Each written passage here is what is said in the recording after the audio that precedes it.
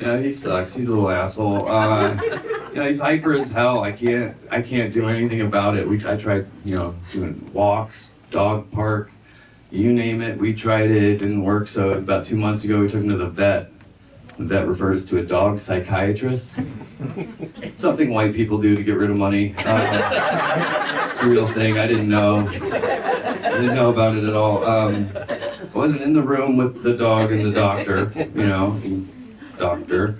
But I imagine he brought him in the room, said lay down, and then he did his thing. But when he came out, he handed me a prescription for Xanax. I said, thank you. He said, that's for your dog? Of course it is.